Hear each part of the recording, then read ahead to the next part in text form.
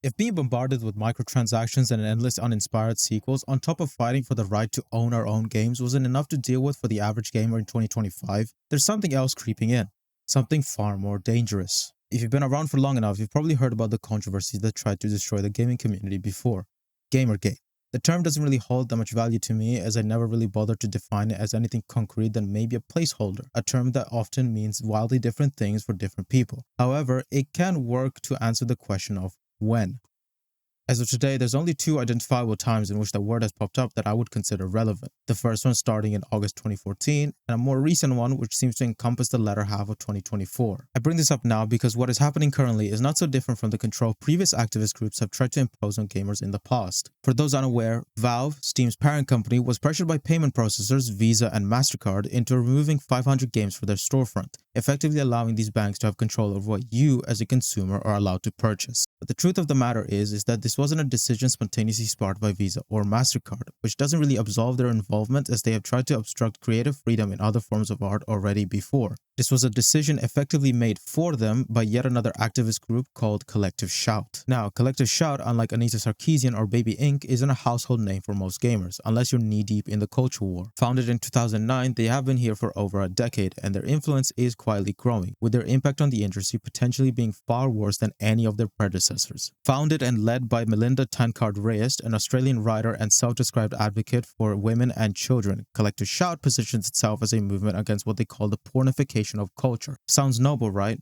Protecting people from sexploitation is a cause most of us can get behind, but if you dig a little bit deeper, you'll see that their goals aren't about protecting anyone. They're about control. Control over what you can play, what developers can create, and ultimately what ideas can even exist in the gaming space. Influenced by Melinda's own Christian background, which only creates parallels to 90s and early 2010s Christian moral panic. She is the worst kind of person the likes of which the gaming community has felt before, but we'll delve into her person a little bit later. As of July 2025, Steam quietly updated onboarding guidelines for developers, adding a new rule that prohibits content that may violate the rules and standards set forth by Steam's payment processors and related card networks and banks. A long-winded way of saying that Visa, MasterCard, PayPal, and other financial giants now have a say in what games can be sold on Steam. And if you're thinking, wait, why do banks have a deciding vote on what video games I'm allowed to buy? Then you're not alone. This change didn't come out of nowhere. It was a direct result of a campaign led by Collective Shout, who sent an open letter to these payment processors accusing them of profiting from games with themes of rape, incest, and child abuse.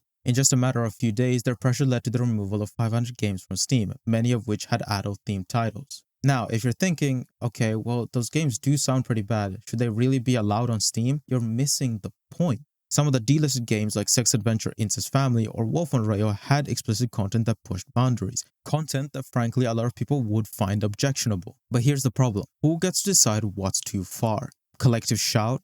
Visa and MasterCard? Because that's exactly what's happening here. A small activist group backed by the financial muscle of payment processors is dictating what's allowed on a platform that's supposed to be a free marketplace for developers and gamers. And the precedent this sets isn't one that anyone should celebrate, regardless of whatever moral imperative you have against these games. I was going to apologize to soften the blow of what I'm about to say, but truth be told, there's nothing to apologize for. Fact of the matter is, I would much rather live in a world free of censorship in which adults are allowed to create and indulge in whatever sick fictional fantasy they desire than be restricted by companies, banks, and activists who use fragrant noble causes to hide the fact that they're trying to control you. And if you think otherwise, this next bit is exactly for you. Even a shallow dive in the history of Collective Shout is enough to point out that these people don't truly want the best interest of women and children. Their past victories are a collection of hollow, meaningless wins like pressuring retailers to pull certain magazines or clothing lines they deem too risky. The kind of wins that look good on press releases but do little to actually address real issues. Instead, they focus on policing fiction, games, books, and media because it's an easier target than tackling actual societal problems.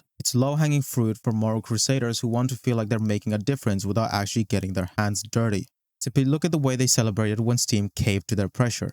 We want them all gone, while dismissing their critics as porn-sick gamers or perverted nerds. But here's the real kicker. Their claims about the video games don't always hold up. Some of the titles they targeted, like Trails of Innocence, a visual novel inspired by Ace Attorney, were removed despite having no explicit content, leaving people guessing that it might be due to an achievement called Lolita. And if that still is enough for you to realize that they will come after you, here's one of their boastful articles in which they celebrate getting GTA 5 banned from Target and Kmart because it fuels extreme violence against women. And one of their next targets being Detroit Become Human because it's depicting child abuse and violence against women. And if gaming isn't your only interest, you'll be happy to know that they successfully campaigned to block Tyler the Creator from touring in Australia due to his misogynistic lyrics. Today, it's adult games with niche or controversial themes. Tomorrow, it could be anything else. If Visa and MasterCard can dictate what's allowed on Steam, what's stopping them from targeting games with violence, political themes, or even queer narratives? And this brings us all the way back to the spearhead of this group, Melinda Tankard-Reyes,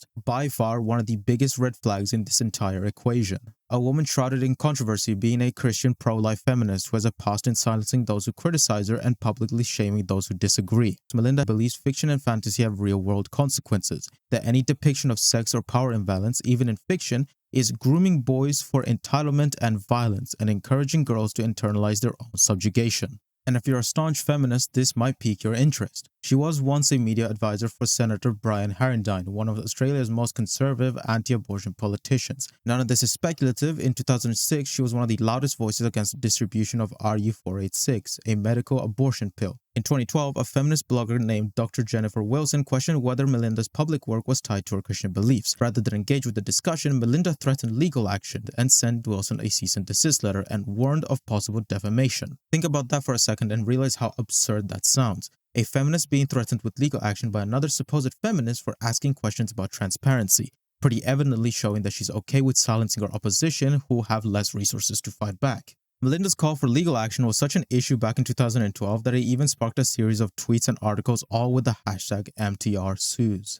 I don't particularly care about your views on feminism or abortion because I pointed all of this out to make it clear to see that Reyes is not a trustworthy voice. Someone this prone to silencing their opposition and suppress artistic freedom should never be allowed to hold the amount of power that she does while using both Christianity and feminism as convenient moral crutches for her radical views on gaming. Regardless of what angle you're coming from, it's clear as day that racist intentions don't benefit anyone but the puritanism her and her kind push, policing art until it can only fit the mold that they create for it. And if you truly value the women and children in your life or just the worth of your wallet, you won't stand for the altruistic masquerade and lip service Collective Shout is putting on, because they won't stop until we're all obedient. Gaming has survived multiple attacks before, from Jack Thompson to ESRB hearings to hot coffee to Gamergate, but allowing this new attack won't leave the space unscathed.